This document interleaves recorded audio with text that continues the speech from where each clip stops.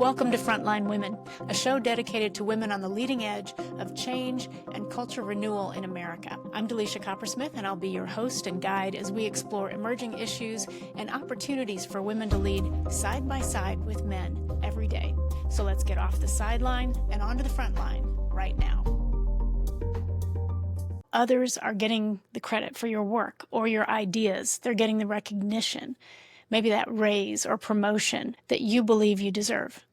Well, all of these situations are a clear indicator that your hard work may be getting other people promoted. That's our topic today. Why does it happen? Why does it frustrate us so much? And what are some things that we can do to make sure that our work is noticed, our talent is noticed, without feeling sleazy or like we're self-promoting? That's a big hurdle for a lot of women. A recent study showed that women are 25% more likely to say that their contributions go unnoticed. So, I don't know, that may not surprise you. It doesn't surprise me. I actually would imagine that the percentage would be higher because a lot of the women that I work with feel like they're completely invisible. They do their best every single day to propose good ideas, to make the recommendations, to create strategic plans or project plans that are going to actually work for the customer and the organization. They work very hard to make sure their workforce is taken care of, that the team feels valued, and yet they sometimes feel like they're going backward in their career, not forward. So how do we handle this? Well, most of us will go home and, as I've said before, we talk to our partner, our spouse. We may talk to a colleague or a best friend. We might even go to a mentor and ask our mentor, how we should handle the situation. But none of that really addresses the problem in the room when it happens. So what I'd like to do today is have us take a look at this, the roots of why our hard work may be getting other people promoted, and what we can start to do instead. And this may require you to get out of your comfort zone. If your comfort zone is to sort of hide instead of self-promote, you may think of humility as a strength, and it is, but if humility equals hiding, then it's not really a strength, okay? Because you have so much more to offer, and it's your responsibility to get into a place where you can contribute that. It's nobody else's responsibility. So let's look at what we're doing that self-sabotages and how we can stop doing it. And I want to look at the top 3 reasons that I've found why this tends to happen so often to women, because it does happen to men, of course. And everything that we're going to say today, except maybe 1 or 2 things, all of it applies to men as well. So these top 3 reasons why our work gets other people promoted, or at least recognized. The first is our tendency for over-functioning versus having strategic visibility. We are heads down, getting the work done, solving the problems quietly behind the scenes. And because we notice contributions, maybe more often than men do, I don't want to judge whether men notice their employees' contributions or not, but from what I see, women make a concerted effort to notice contributions. Now, this may come from our maternal role or our maternal instincts or just our personalities, but we do tend to look around our environment, see who's contributing, and make sure that they know that they're valued. So we expect others to do the same, right? We expect that if we work hard, our boss is going to be watching, that our peers are going to notice our hard work and respect us for it. And that expectation that others operate in their environment the same way that we do is false. Many people are just trying to get through their day, trying to accomplish their goals. They're not looking at you. And it doesn't mean that they don't care about you. This is one of the things I think we get wrong as well. We think that if we're not noticed, we're not cared about, and that's not true. People are busy. So we need to look at this as, okay, my responsibility is to, number 1, achieve results, but number 2, make sure that people know that I did. It's not their job to follow me around like the paparazzi, writing down all the things that I've done and writing articles about it. That's just not reality. People are too busy these days. And yes, people are a little bit selfish. They're more worried about their own objectives and accomplishments than they are yours. So we have to take responsibility for that. We can't sit around hoping to be noticed just because we notice other people's accomplishments. So that's number one. Get a little bit beyond just over-functioning, getting the work done, heads down, and assuming that people are going to notice, and begin to implement more strategic visibility. And it doesn't mean being selfish or sleazy. It just means that, for you to do everything that you could do for the organization, you need to be strategic about your visibility. Let's just dive into the second one now. Cultural conditioning around women's roles. Now, this is the part that doesn't apply to men. If men are listening, doesn't necessarily apply to men. But we all know that there is a difference in the way women are seen in the workplace versus men, and that is largely based on cultural residue of family dynamics. That yes, a woman may be in a position of authority, but the real boss is some man up the chain or over to the side somewhere. It's so deeply embedded in our subconscious minds that even women do it to other women. So we will look right past a woman and look for the approval or the final answer of another man. Now, when it comes to people taking credit for a woman's work, the idea may be planted by a woman, but as we've covered in a previous podcast, women are socialized to be helpful, not self-promoting. Another part of our culture. Not only are we being seen and heard or not heard differently than our male peers, but we're behaving differently. We're conditioned to being helpful and to being of service, not conditioned to self-promote. So if a man corrects the record and says, actually, that was my proposal last week, everybody will say, oh, that's right, we remember, no problem. But if a woman does it, she's seen as being petty or jealous of her peer that may have gotten the credit. So that difference in cultural conditioning, that impacts this dynamic as well. And the third of the top reasons why this happens is the quiet contributor label. And it really does get after when we label ourselves as the quiet contributor. We take pride in being, oh, no, I'll be behind the scenes. It's the team that accomplished it. Whatever we do to minimize ourselves, thinking again that people will take the hint that we are being humble and will be celebrated for being humble. But you know what? It doesn't happen very often. People appreciate humility, of course. Everybody appreciates humility, but it is not going to result in you having strategic visibility. In fact, you'll continue to be invisible and frustrated. So if we can separate humility from recognition. Humility does not equal recognition, not in the ways that get you promoted anyway. People will think you're easy to work with and very selfless, and those are all good traits, but you will not necessarily be the first person in their mind to be promoted. So your humility in a given situation could end up allowing for someone else to take the credit for your idea or your work, and they may not even remember that it was yours. I really think that most people don't do this on purpose to women. They're not necessarily trying to cheat you. So we have to realize, this is just a dynamic. It's a cultural residue, if you will, and then make strategic decisions on, number one, how we'll prevent it from happening, or number two, how we're going to address it when it does happen. Because I know that when I have not addressed it repeatedly over time, it resulted in resentment. So you have to make a decision. Do I want to do something about it or not? And what would be the reason for you to do something about this? Is it because you just don't want the frustration of being upset when it happens? That's enough reason to do it. But it also may be that you desire a higher position or you believe you deserve more pay, and it's okay to ask for that. You have to be willing to have the conversation with your boss and your peers if need be, because the truth is, supportive women are seen as doers, not leaders. So do you need to be seen as a leader? Or I'll just say, are you a leader? If so, then being seen as a doer could be sabotaging you. Now, let's look at why this frustrates us so much. The first one is that we are internalizing this belief that merit equals reward.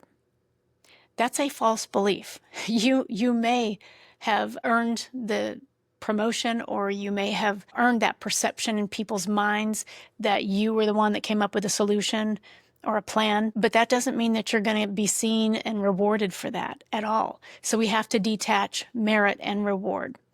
And that's a painful thing to do because it's a values thing for us, right? We think if we have earned it, it will come, and we shouldn't have to ask for it. False belief. You know what that results in? Disappointment. Because we then perform well and we have that expectation, and then the reward doesn't come. We're disappointed. And we're disappointed because of our expectation that it be easy, to get the reward or the recognition.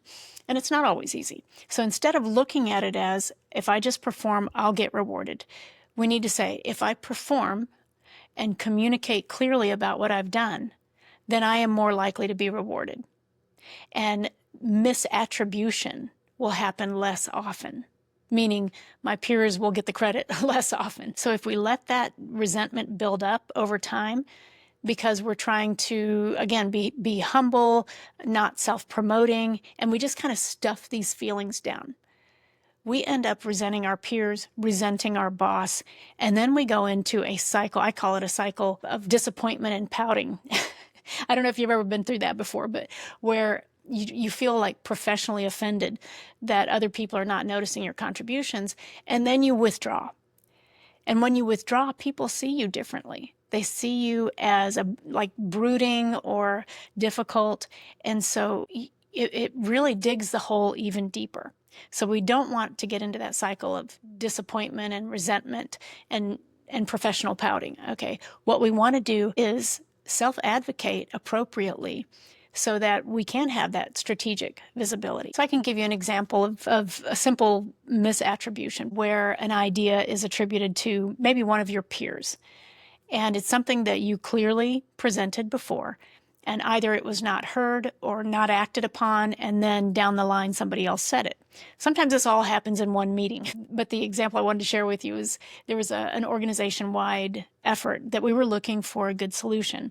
And my boss asked me to do some research and come back with my recommendation. So I did that, came back with 3 options, very detailed, and gave him what my first choice out of those 3 options would be. There wasn't action on it right away, but we were kind of looking at this in advance, right? So I didn't have an expectation that we were going to act on it necessarily that year, but certainly within the next year after that.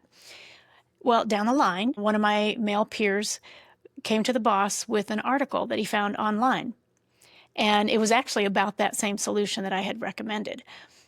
And my boss attributed that idea, that recommendation, to my male peer, even though months before that, I had given him the recommendation.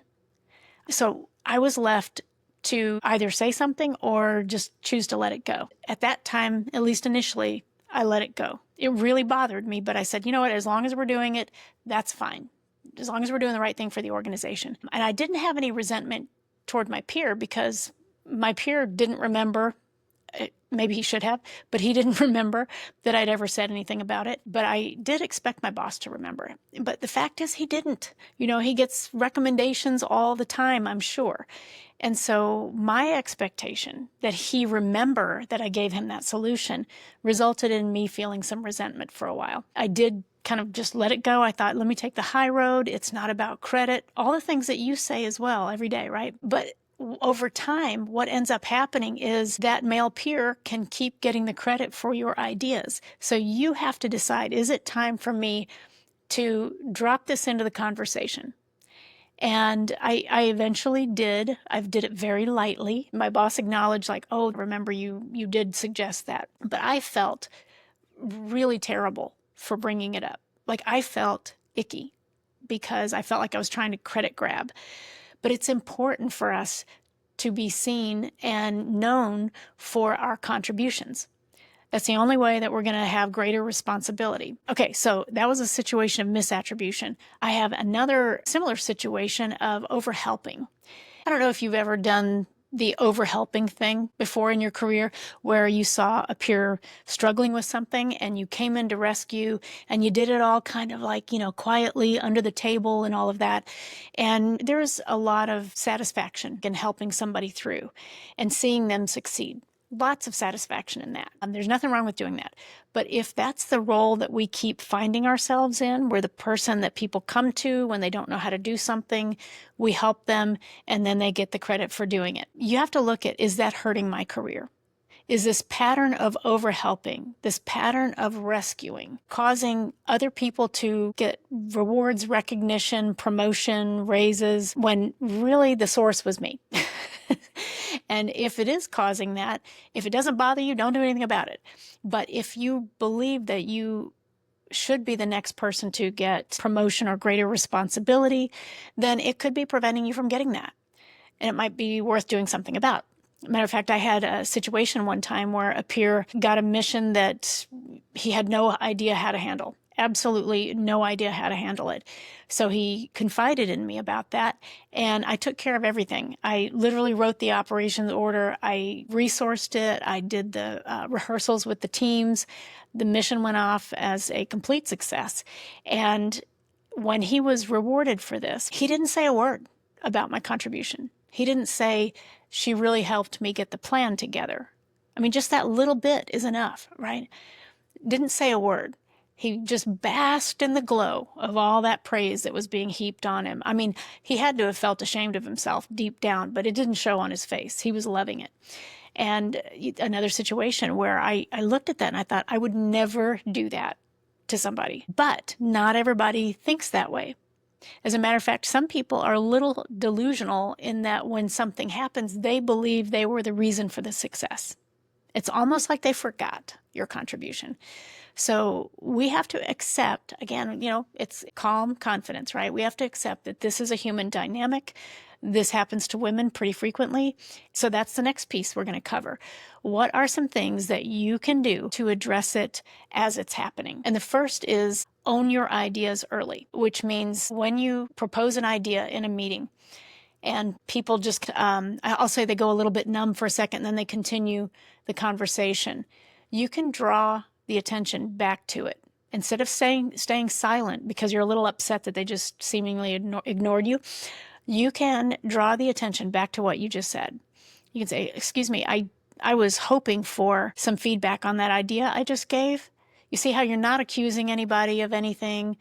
You're simply sharing what you want, which is some feedback on the idea that you just gave. That serves two purposes. Number one, they attribute the idea to you.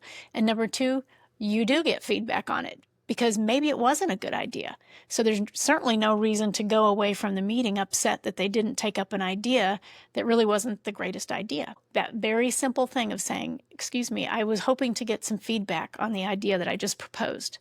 Great way for you to handle this misattribution thing and for you to get people to start the habit of interacting with you. So that's number one, own your ideas early, and that's a great way to do it. The second is address misattribution directly, right when it happens. Oof. So that can be tricky, and you have to find your own words for it. But you can say something like, that's the framework that I created last quarter. So thanks for bringing that up again.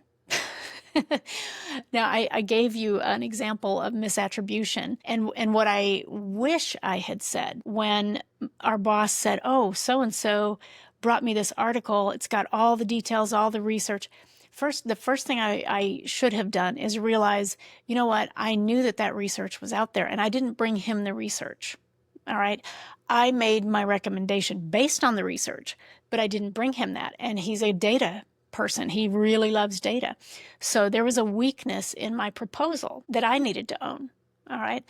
His presentation of the article gave the boss what he needed, where I was giving him my recommendation, my expert advice, if you will. So he needed both, really. I needed to go back to the boss and say, that's exactly what I was talking about with my recommendation a few months ago. It's that easy to just connect the idea or the solution that's being presented with what you proposed before.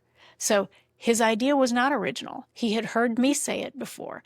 And that's probably why the article attracted him in the first place, right? As he came across it on the internet. So instead of me blaming him, I certainly didn't blame him, but instead of me blaming him, I could just pause and go, what was the difference when he presented this versus when I did? Well, the big difference was all of that data he gave the boss. All right, so I learned something, right? Always present the data, not just the recommendation.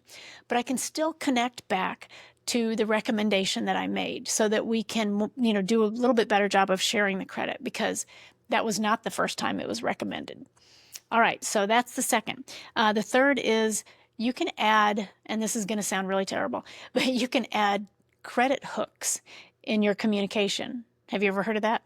That's where you add just a little piece in your communication that underscores in people's minds that a proposal, a process, a framework, an idea was something that you presented.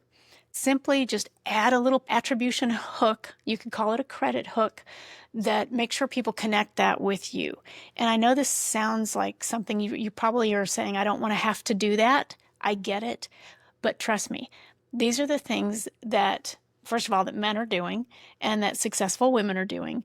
And so you have to make the decision for yourself. Do you want to continue to be frustrated by these dynamics, or do you want to work to prevent them, or should they happen, address them so they don't happen again? That's your job. The fourth thing that you can do about this is ask for what you have earned. If you believe that your work warrants a promotion or a raise or just greater responsibility, then ask for that. If you believe that you need more resources to accomplish something, ask for that. Women are terrible. We hint around. We think that our bosses are going to just, respond to our hints, and they don't. Neither do our peers. So stop hinting and state exactly what you believe that you need or what you deserve, and have a discussion about it, have a dialogue about it, but have the data to back it up. So within that context of what you've done and where you want to go, then you can talk about the promotion, all right, or the raise if you're looking for a raise. And then the last thing you can do is stop over-helping, stop rescuing.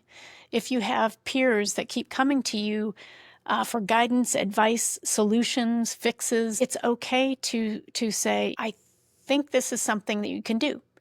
I don't want to solve things for you. I want to see you develop the same way I'm trying to develop it. And so what do you think you want to do about it?